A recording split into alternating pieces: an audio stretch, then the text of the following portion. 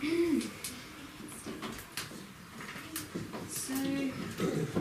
we've sort of started at the very start with Revelation 9 and looking at the way Josiah literally understood it, and then we've really identified this dynamic between the Byzantines and the Ottomans. And so now, and we've looked at the, I think, the fullness of the structure of the first and second woes, and on this we're going to build we're going to be looking at this segment, the first woe and the period up to the second woe, and we're going to sort of swap to a bit more of a focused look at one of these emperors who was ruling in the lead up to this time when Constantinople, which is the 1/3, the Greek division of Rome, when it actually fell. So we're going to be looking at an emperor called John V Palaiologos. It took me a long time to learn how to say. I still get it wrong. But essentially, we're going to be looking at the way his life sort of is the same life as the empire, but on a smaller scale. Oh, actually, sorry, one more thing before I get into this. Before I get rid of this, I just wanted to clarify a few things. I really should have thought to do this first. When we're looking at July 27, and I was saying that it's we're directed to heaven to understand what happens on this day. If you want to know what the actual event is, and you look at the verses, and it says, and a voice said, you're shown a voice, and the command is given to release the 4 angels. So you're directed to heaven, and then you've got that little event there, which is the command. So that's the event, if you like, which happens on that day. And I also just wanted to stress, with these 3 lines here, I'm not really suggesting that it's actually line upon line. Obviously, the end of the siege is going to be the Sunday law, and the end of this line is going to be August 11, 9/11. I'm not saying that they're actually line upon line, I'm just showing that they have similarities, and my main point is that you put that 1.5 on the end. So it seems to me like it's quite valid to do that. So, sorry, changing gears again. I'll clear this now.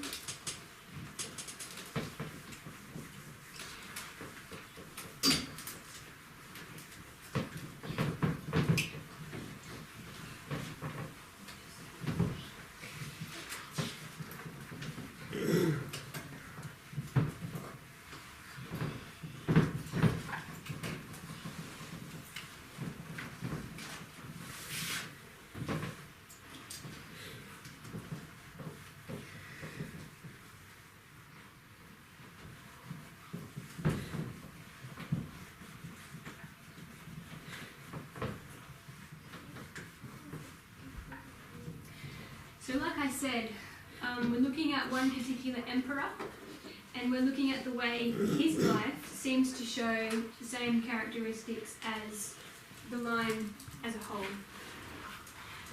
So he was John V Palaiologos, and he came to power in 1341.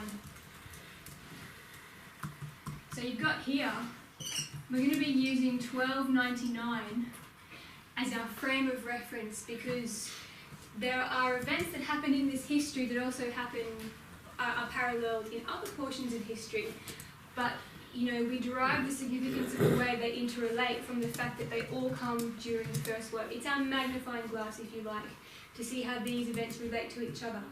And you'll see as we go on, the parallels are quite striking, even though there are events in other portions of, outside of this time period that you really, it gets your attention prophetically, but how do you differentiate?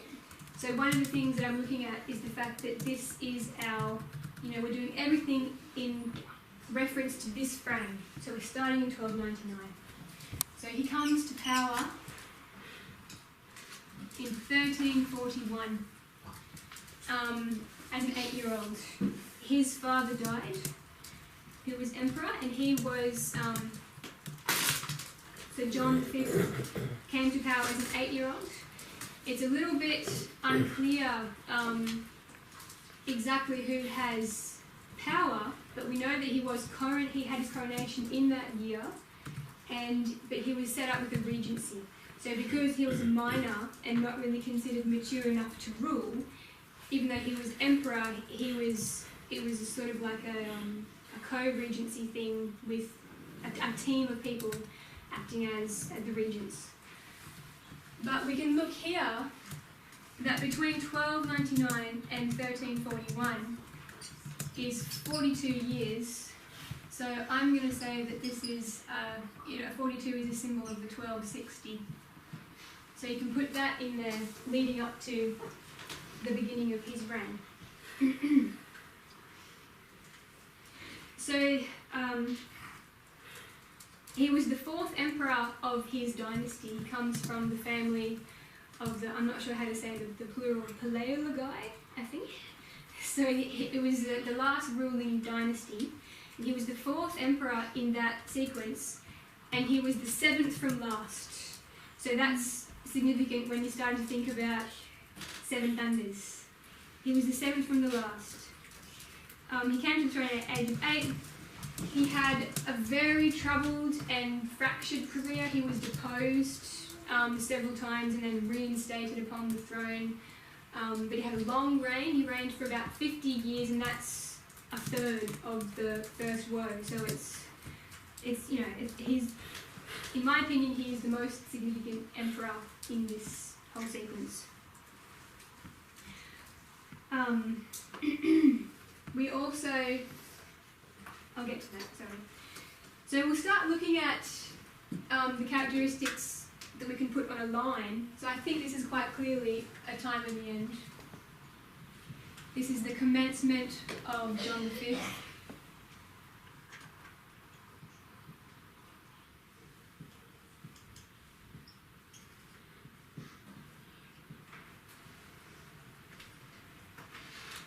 And so he was a minor, and he had regents ruling sort of in his place, really.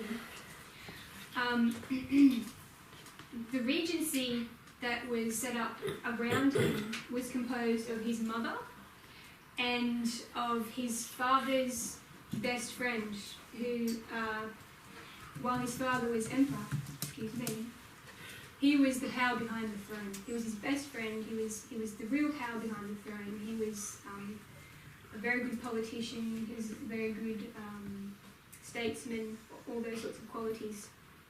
So he becomes the head of this regency. We might even just put it here. So we're going to just call him John K. It's John Cantacuzene for this regency. And also his mother, Anna of Savoy.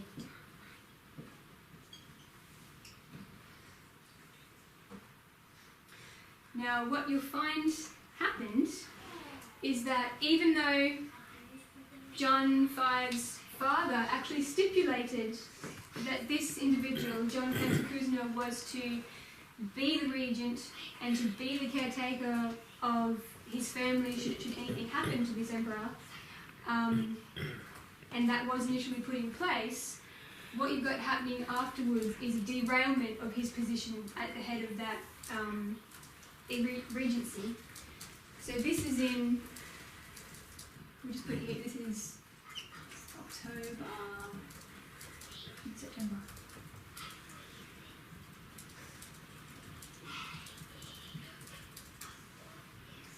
So we're going to say legitimate regency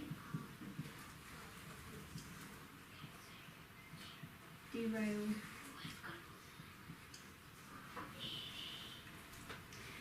I've got a quote here. This is from, I have got my reference. I know what book it's from. read the quote. The storm broke in September 1341 when Cantacuzene left Constantinople to perform his military duties in Thrace. So this is while he was the head of that regency. As soon as he was gone, his political opponents, led, bribed, or flattered by Alexios Apokalkos, his rival, whipped up support for the formation of a regency composed of the Patriarch and the Empress Anna. The Patriarch of the Church needed no persuading that he was effectively its head, and Anna was induced to sign an order for Cantacuzene to resign his command and disband his army. So as soon as this legitimate regent left the city, his rivals flattered and bribed people into signing him out, just writing him out and setting up a new regency. So I'm going to mark this as leadership bypassed and make that 9/11.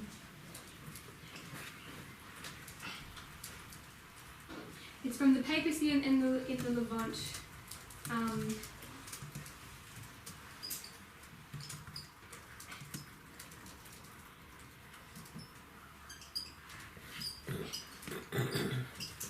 And I'll get the page reference.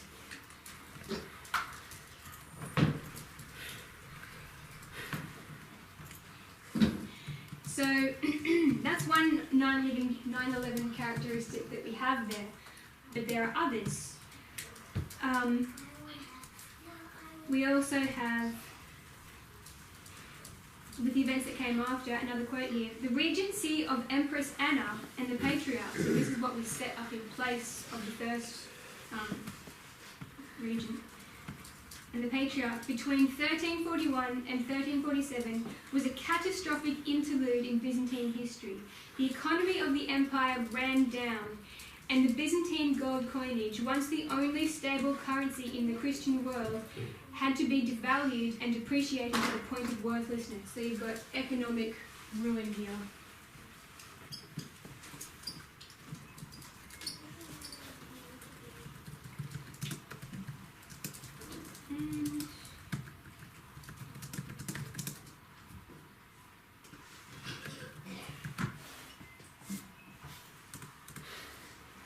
I'm not sure how I'll put it up. It's interesting also to note that you've got this 42-year period from here to here. So that's 42. And when you take it through to 1425, which we'll get to,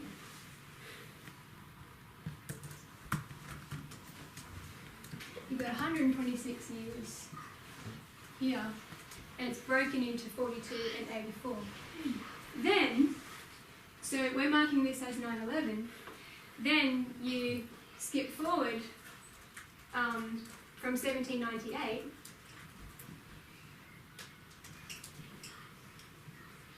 through to 1840. That's 42 years. And then from there through to 1924, which we're going to show is, I think, a prophetic marker for the end of the Ottoman Empire. It's 126 years. So this is 9/11 in this history. And then this seems to have characteristics of 9/11 in this history as well.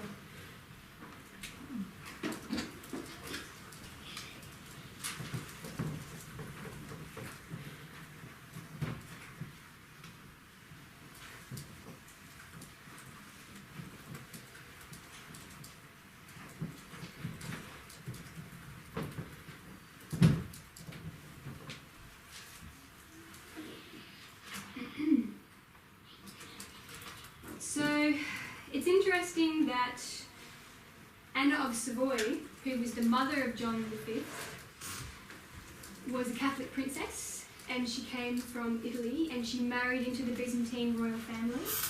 And so she always seemed to exert an influence in favour of Catholic union. And one of the major, dynamic at this point of the final part of the Byzantine Empire is that they're being really pressed between the Ottomans and the papacy. So they are an empire on their last legs.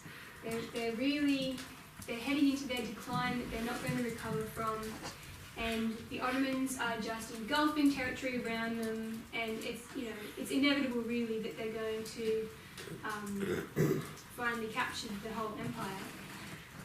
But what the Byzantines are doing is desperately trying to offer peace to the papacy, hoping that the papacy, who is riding all the Catholic Western nations, trying to get them to direct military aid to the Byzantines so that they can fight off the Ottomans.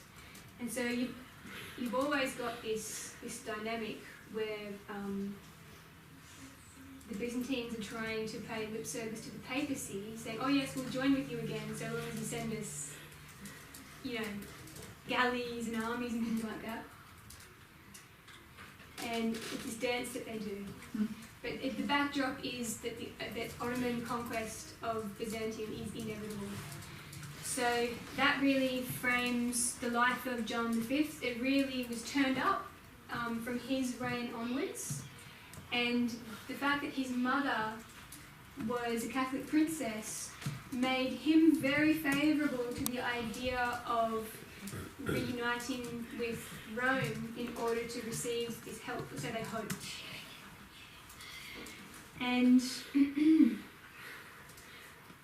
when John V matured and became a sole legitimate emperor in his own right, he did something quite interesting which no other emperor in his time period attempted to do. And we have another quote here, and I hope I've put the reference for this. Papacy and the Levant, the 13th and 14th centuries.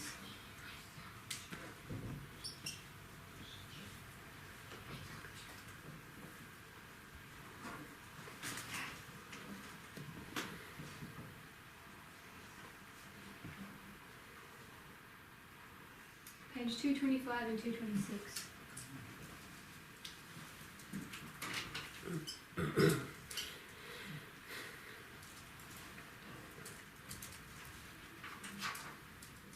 On 15 December 1355, John V signed a remarkable and well-known crucible binding himself to secure the obedience of the Greek Church to the Holy See in return for military aid against the Turks. That's another thing that we need to touch on, is the fact that there was essentially just racial hatred between the Latins and the Greeks at this point. They just detested each other, and because the Byzantines had their own church, which was essentially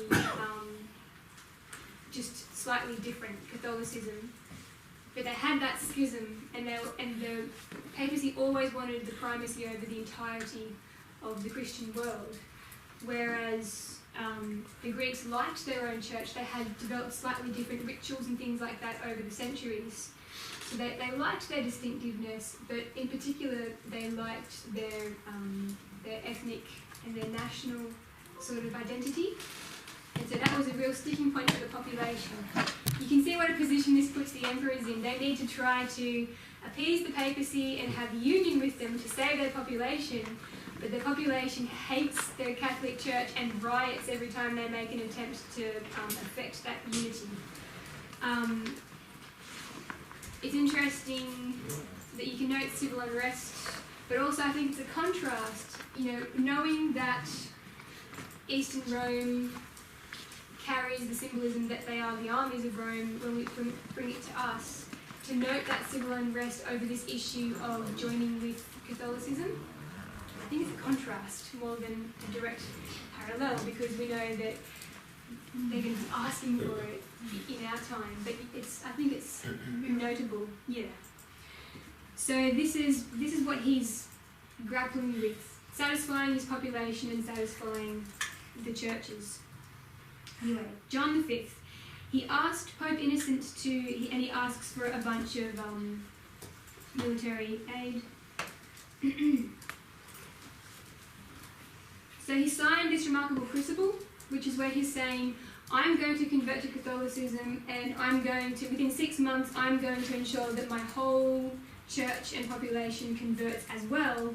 Please send us everything that you can against the Ottomans. That's essentially what he says. He sent it with some special, high status envoys, and it's called the Golden Bull. He takes these Golden Bull to the Pope. Innocent's reply is dated 21 July 1356, showing that John's crucible and letters of credence, etc., the Pope acknowledged receipt of the letter and commended John's solemn expression of devotion to the papacy. Expressed his willingness to receive legates and nuncios from Avignon, and that this is his direct words to John V, that you would make every effort to the best of your ability to see that all the peoples under your imperial authority and subject to your jurisdiction, whether laity or clergy, of whatever condition, status or dignity, should be faithful, obedient, reverent, and devoted to us and our successors. Pope Innocent, and the cardinals were overjoyed to hear John's crucible read, and they exulted in John's long-desired and expected return to ecclesiastical unity, as well as in the promised conversion of the vast multitude of his subjects. So he pledges himself. A crucible is a decree. Mm-hmm. So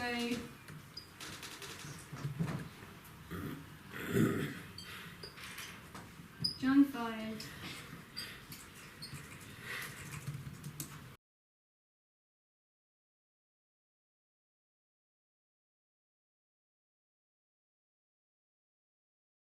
Version, 21st of July 1356. I'm going to say that is midnight.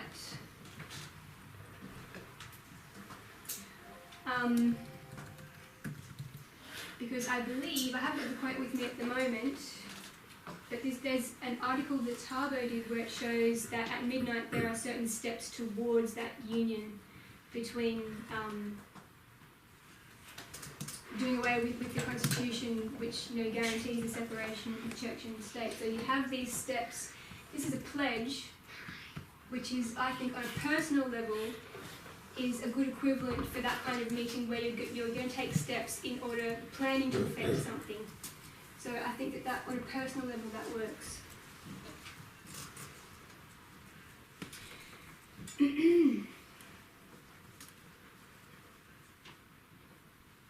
So the next event that we have is John V Palaiologos converts to Catholicism.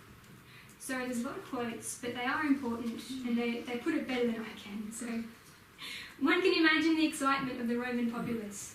No ruling emperor had ever come from Constantinople to Rome since the time of Constans II. This is interesting that he gets compared to Constans II, who ruled officially as a Constantine. I forget his number, but Constans II was his nickname. He was actually a Constantine. So you've got Constans II here.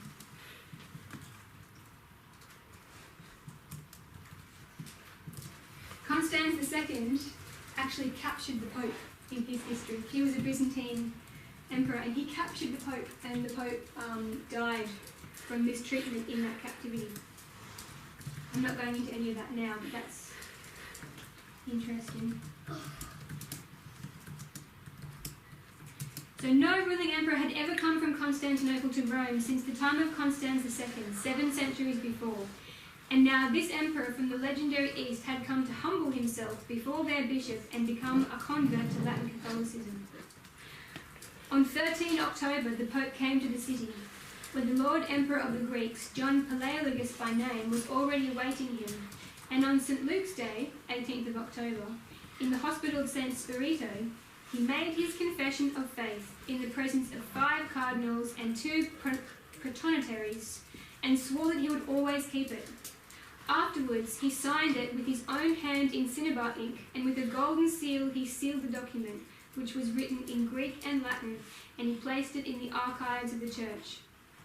Then on Sunday, the 21st day of the said month, the Lord Pope, coming out of the stairs of St. Peter's, received the Emperor as he mounted the stairs to meet him, and going into the church together, the Pope celebrated Mass in his presence. So that is again, it's the same book, page 372.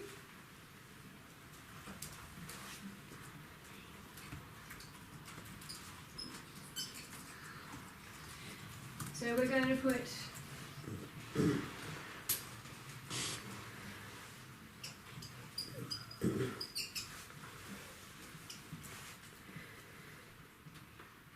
this is the Midnight Cry. On a personal level, I think that this signifies, well, on a personal level it's a conversion, but then on the level of a nation, we're expecting to see the conversion of that nation to Catholicism at the Midnight Cry. So I think on an individual level it's a good parallel. So yeah, here are some comparisons to Constantine II. He was the emperor of the Byzantine Empire from 641 to 668. Constans is a nickname given to the emperor who had been baptized Heraclius and reigned officially as Constantine.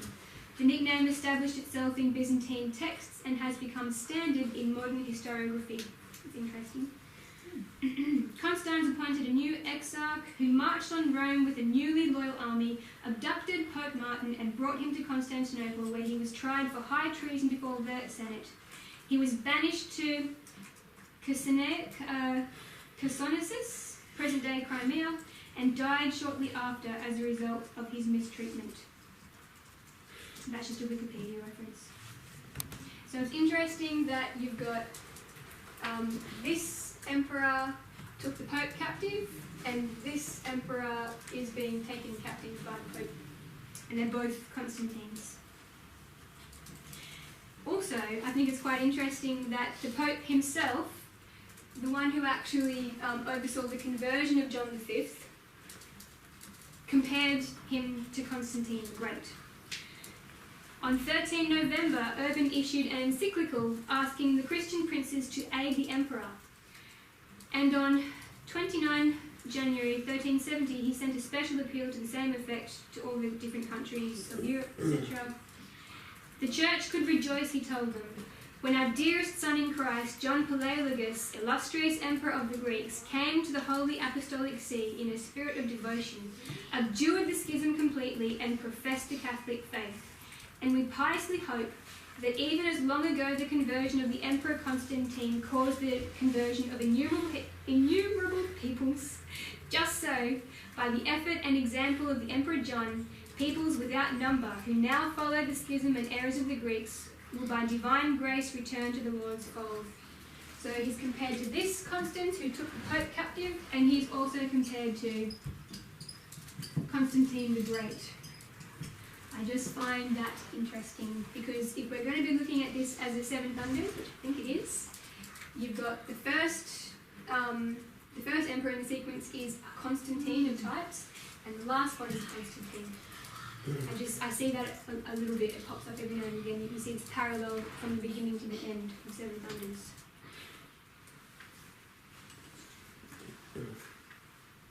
And that was the same book, page 313.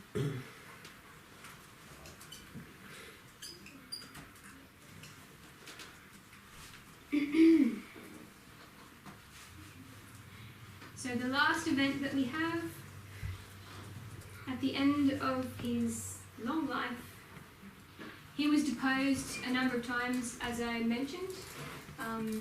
He was deposed by a son and by a grandson, and he always managed to somehow claw his way back. At the time when he was deposed by his grandson, who marched on the city and was able to, I think, I haven't got the reference here, but John V was a very popular emperor when he began his reign, but as soon as he made that connection with the papacy, his population turned on him, and they just despised him. And in fact, when his grandson came to depose him, the people of the city opened the gate for him and let him in. So he came in and took over the throne. But he was not able to expel John V fully. There was a defensive structure which was a part of the walls of Constantinople. It was a fortress, a castle, which was actually built into the walls that surrounded Constantinople as part of the defensive system. And so the emperor was able to flee into that structure, and he was under siege there for 5 months until someone else came and rescued him. In the meantime, his grandson was reigning as emperor. But it's quite interesting when we consider that at the very end of this Seven Thunders scenario that I'm going to put out, we're going to be counting the destruction of Constantinople in one sense to be a Sunday law. And you have here, it's kind of like a fractal, you've got this structure that is inside the walls, part of the defense of Constantinople. And what happens is, when he is rescued and is restored as emperor, the Ottoman Sultan forces him to actually raise that structure. So those walls of that fortress come down. So as far as I can gather, because it's an ancient structure, and when the Ottomans actually took over Constantinople, they got rid of a lot of things and they changed it. But there's a lot of record of this building. It's called the Golden Horn Castle. And this is going to be a very crude drawing. But you've got the city in here, and then you've got this system of walls around it. And you've got, in one of these walls, you've got this actual palace of castle, which is built in, it's part of the walls, and part of it comes down to the sea, and it is a defensive fortress that, for precisely the kind of scenario that the emperor found himself in, his own population let this rival emperor in, and so he fled to this structure and was able to hold himself there for 5 months until he was rescued. But it's interesting, I'm not sure that we go into much detail here, but I'll mention it. This usurper, who was John the Seventh, he was actually put up to this business by the Ottoman Sultan. So the Ottoman Sultan gave him the resources that he needed to effect this takeover. And when John V was reinstated as emperor, that same Sultan, because remember at this point, sorry, I should put the date, this is 1390. Can you grab one of the other pairs? We'll chuck that one. Oh, okay, no worries. Is it a bit... Yeah, sorry. No, you're right. It's good, thank you. That one looks pretty fresh. So this is 1390.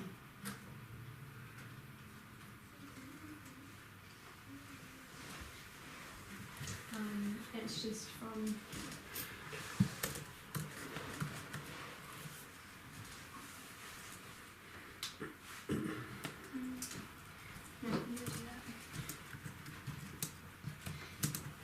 So he gets usurped by his grandson for 5 months in the year 1390.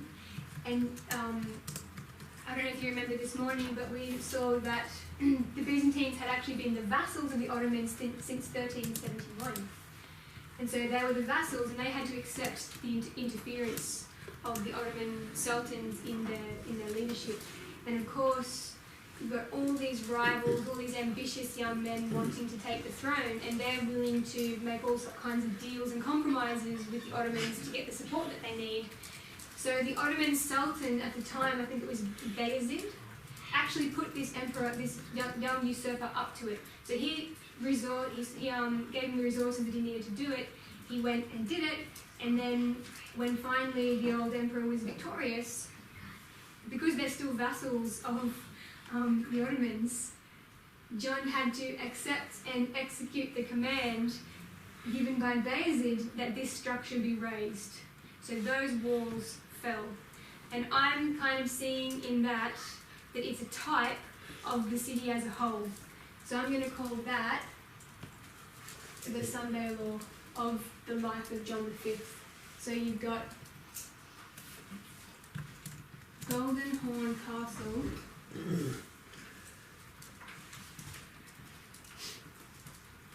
raised by order of the Sultan, because he had the power to do that. John V actually couldn't really say anything against it. He was a vassal, so he had to just be obedient and do that. Apparently, the shame of having to do that caused him to die just a few months later. So they are the main events in the life of John V, and to me, I think that is a fairly good mirror of what happens to the entire empire. And we'll just leave it at that for now. Oh, one thing. No, I'll do that later. Sorry. Yeah. So there's John V, probably the most important emperor in this sequence.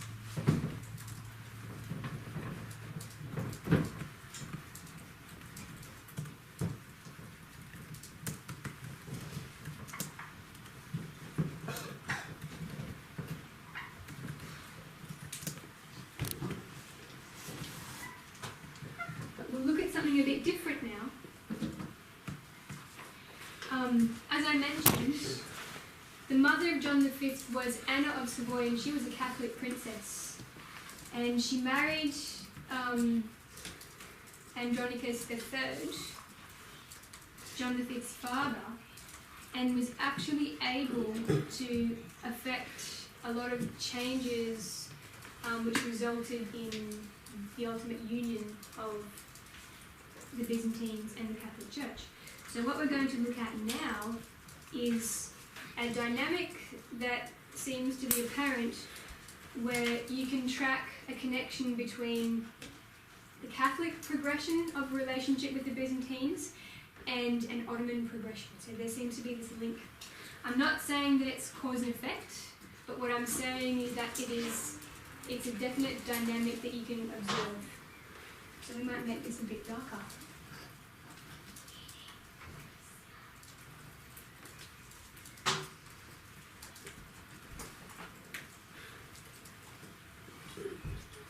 So we know we've got 27 July, the start of the First Woe, and the Battle of Nicomedia.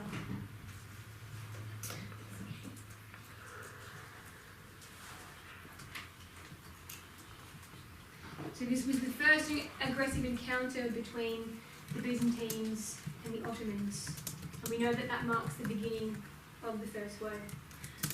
But interestingly,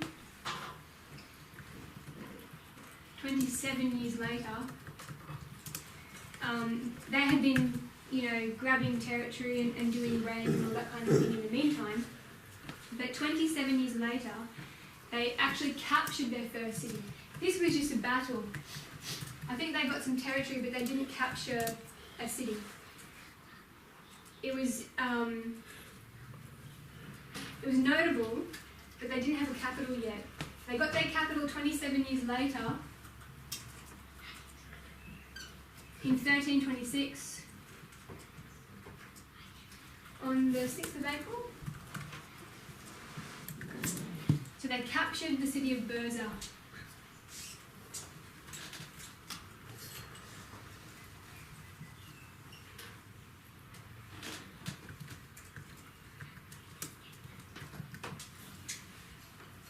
From Constantinople, and it becomes their first capital.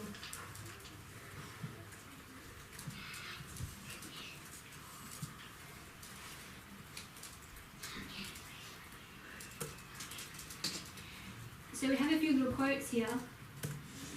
Osman Ghazi died in 1326 and was succeeded by his son Orhan Ghazi, who captured the strategic city of Bursa in the same year, making it the first capital of the Ottoman state. That's from a book called Turkey, the Quest for Identity.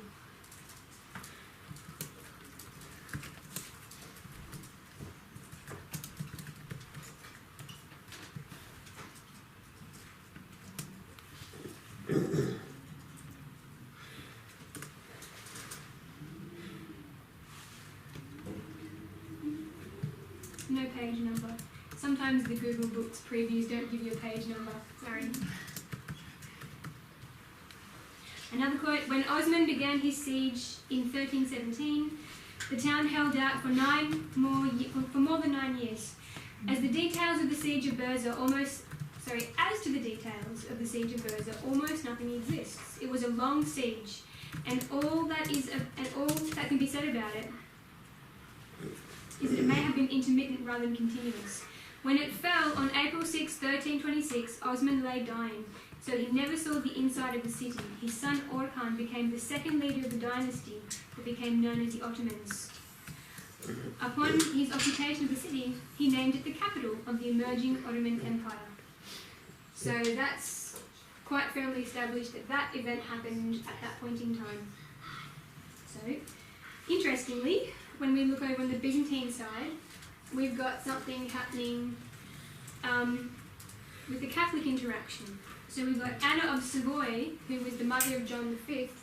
She actually marries into the family in this year. We might do this on 2 ones.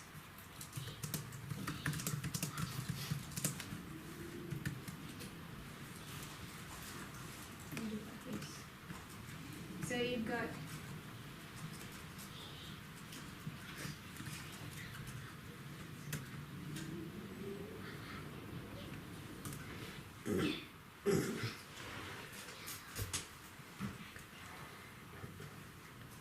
she marries Andronicus, in a short net, the third.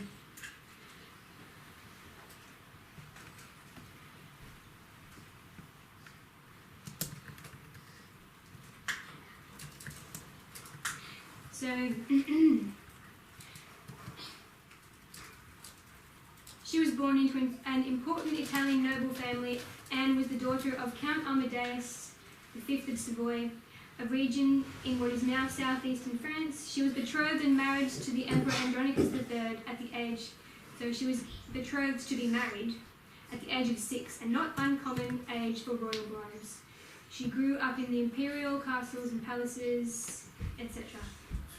This is quite interesting. This is from The Byzantine Lady, 10 Portraits.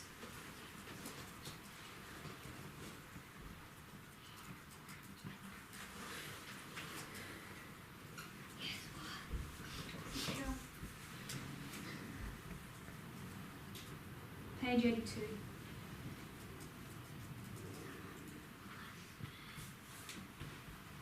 A contract was drafted and signed in September 1325, and about the end of November, Joanna of Savoy, henceforth to be known as Anna, left her ancestral home in Italy never to return.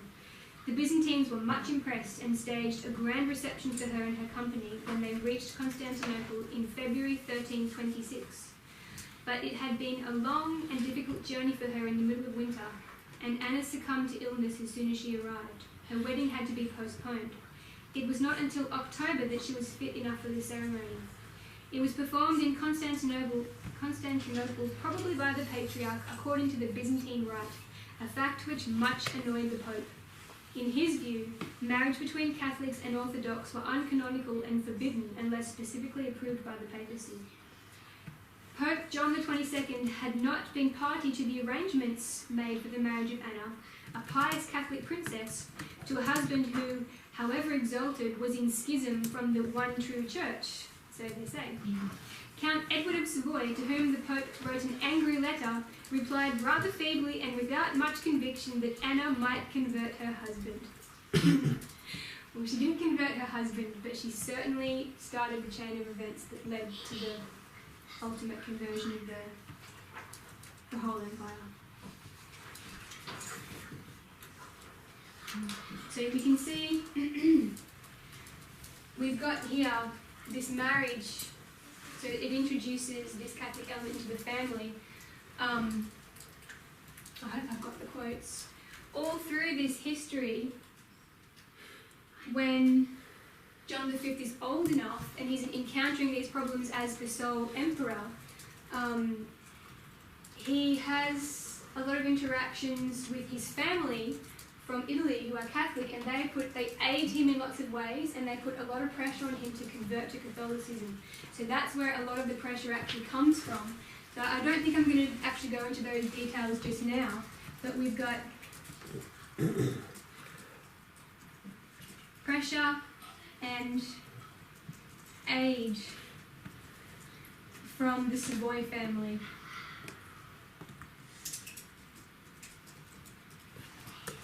So we know, we just looked at the fact that John V, he pledged himself to convert in 1355, and he actually converted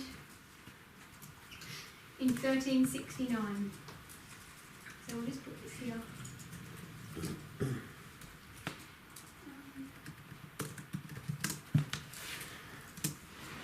So John V converts.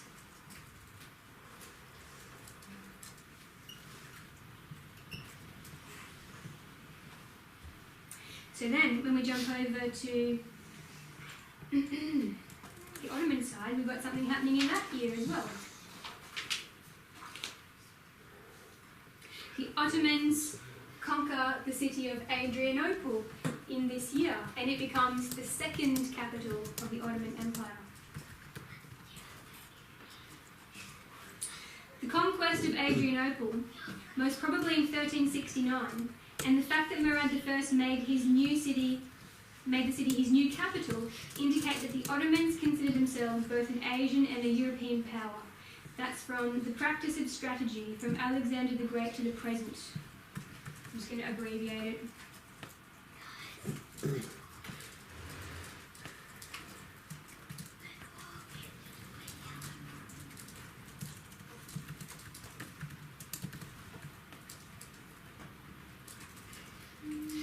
Page 105.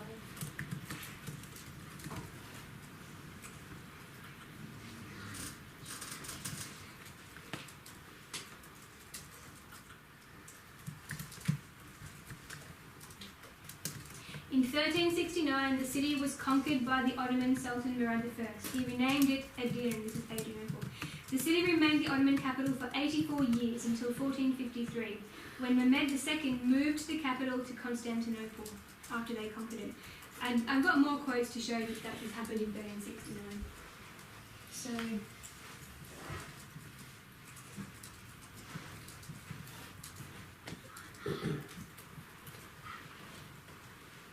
I'm just going to abbreviate this. Adrianople.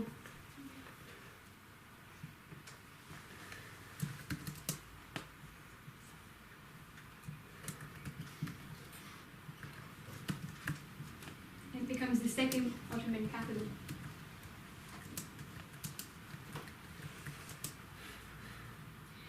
I didn't get to go into this next one as much as I would have liked. So ultimately, the union of the churches was affected. They signed a decree. It was the third decree in the history. I'm not sure of the significance of that because I don't know quite how to line it up. But it was an official union. It occurred in 1439.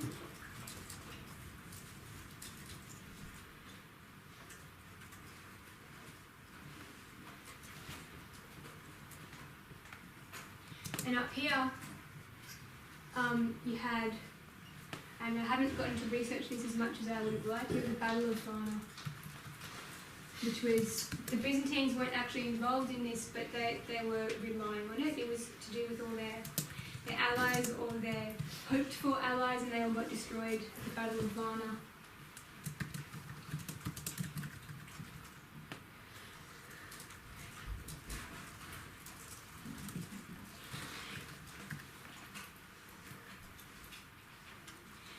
So we look at this church union, and it's interesting, like I was saying before,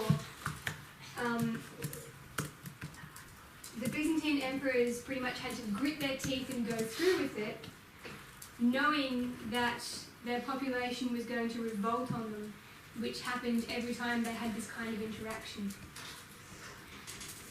Interestingly, they were brave enough to go ahead and make the actual union. This is not John V, this is way down the line. We're tracking all the way up to the end of Byzantium. But they were not brave enough to actually proclaim it. So that was part of the formalisation, I gather, part of the process.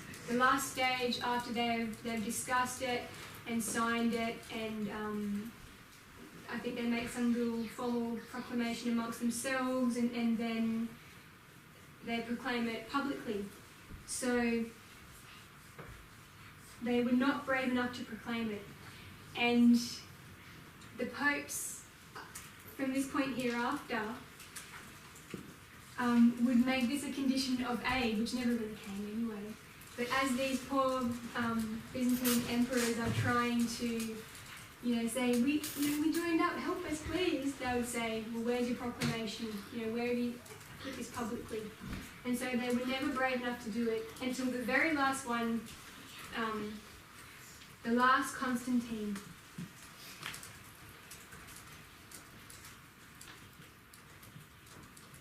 Constantine the 11th.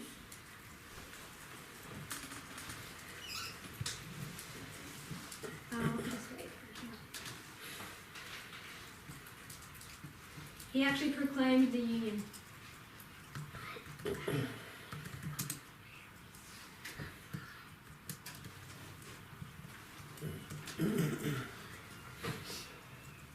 Finally, on December 12, 1452, the union was solemnly proclaimed in St. Sophia in the presence of Constantine, the legate, and the patriarch Gregory, who officiated together with the assistance of 300 priests. That's quite interesting. On another line, I'm going to show you that I think that this is, from here to here, is midnight cry, but not now. But the infuriated populace rushed to the monastery, and we'll just drop down a bit. Henceforward, the church of St. Sophia, where the union had been proclaimed, was deserted by the people and remained empty until that gloomy vigil of 28 May 1453, which preceded the capture of Constantinople. So you can just mark here that they finally put in place the last part of the process. The population revolted. This was in the year 1452.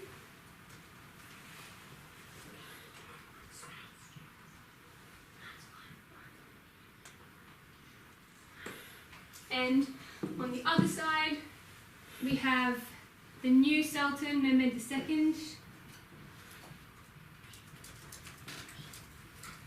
He begins his siege preparations in 1452. That's when he starts. He comes to the throne with a mania for destroying Constantinople. And to begin with, he he seems friendly. And people consider him to be this kind of enigma. They don't know what to expect from him. And he comes across as being young and naive and friendly.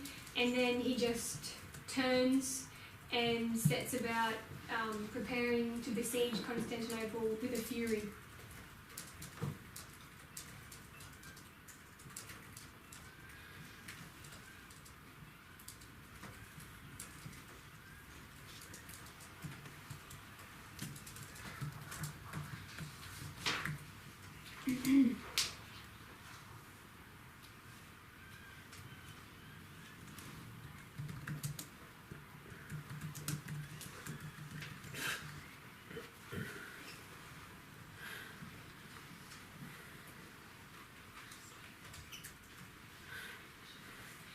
So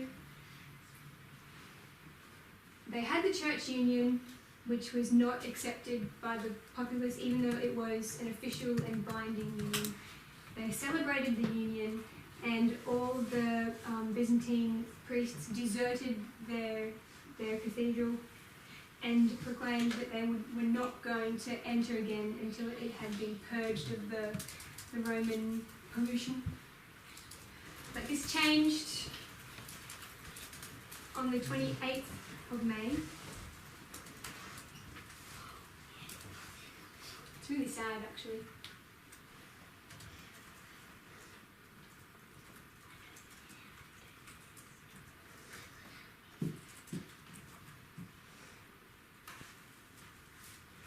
That evening, the last Christian service was held in the great church of the Holy Wisdom, the Hagia Sophia, which had been the heart of Eastern Orthodox Christianity for 1,000 years. Roman Catholics and Greek Orthodox put aside their bitter doctrinal differences. Priests who held union with Rome to be a mortal sin now came to the altar to serve their unionist brothers. The cardinal was there, and beside him bishops who would never acknowledge his authority. and all the people came to make confession and take communion, not caring whether Orthodox or Catholic administered it. There were Italians and Catalans along with Greeks. The gold mosaics, studded with the images of Christ and his saints, and the emperors and empresses of Byzantium, glimmered in the light of 1,000 lamps and candles, and beneath them, for the last time, the priests in their splendid vestments moved in the solemn rhythm of the liturgy. At this moment, there was union in the Church of Constantinople.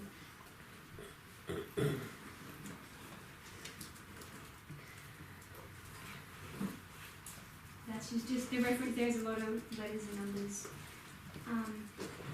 I'll find that. Here's another quote. This is from the last centuries of Byzantium.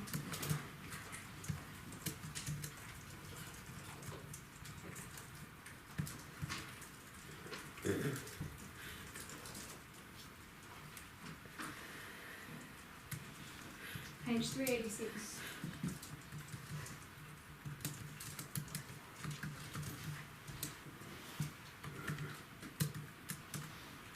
On Monday, May 28, the defenders knew that the moment of truth was upon them.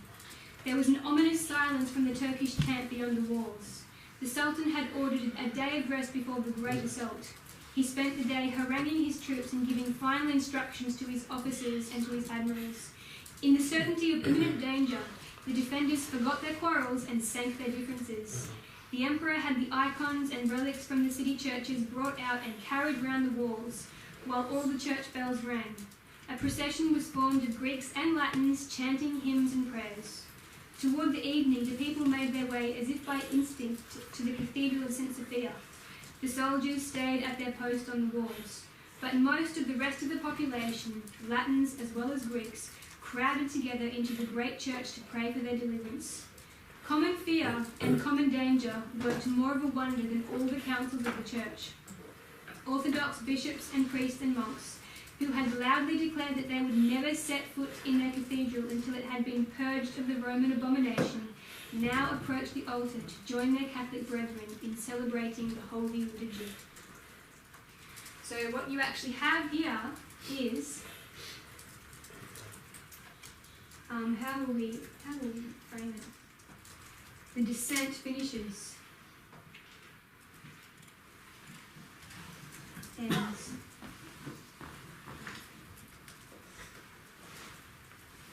And symbolically, it seems to me that this is the event that happens. They heal up the descent themselves, so that there's no more antagonism. But to me, that possibly symbolises when dissent is not tolerated. It's a point where there will be no dissent, or largely no dissent, because it's just not allowed. Yeah. So, what do we have on the Ottoman side? 29th of May, Constantinople falls.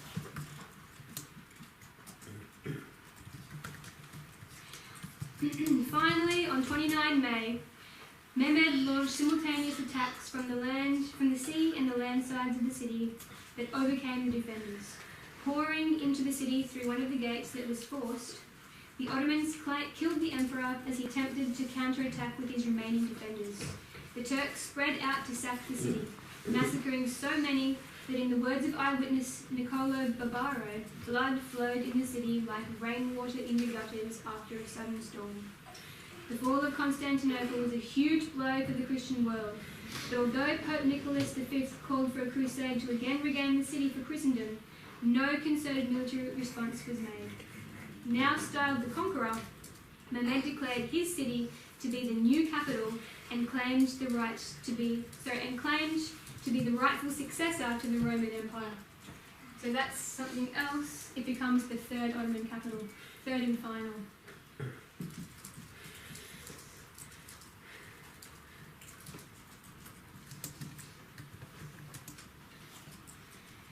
So, as I see it, you've got a clear relationship between something happening with the Ottomans progressing their relationship with Catholicism and a progression of the events with the Ottomans that are going to lead down to this point.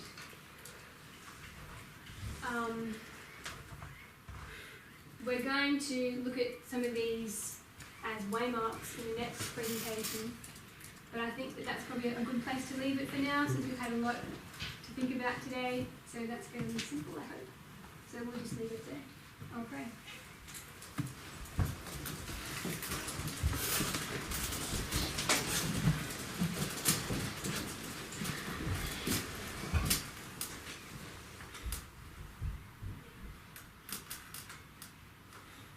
Dear Father in heaven, we come before you and we give thanks. We know that time is short and that we have much to learn and much to understand. But we know that you are faithful, and that if we commit our ways to you, then you can work in us whatever it is that you desire or will. So we just thank you for everything that you've shown us. Thank you that we can be sure that you are leading us if we will allow you. And we just want to commit our ways to you once more. And we pray again that you'll be with us throughout the remainder of this Sabbath. Thank you. In Jesus' name.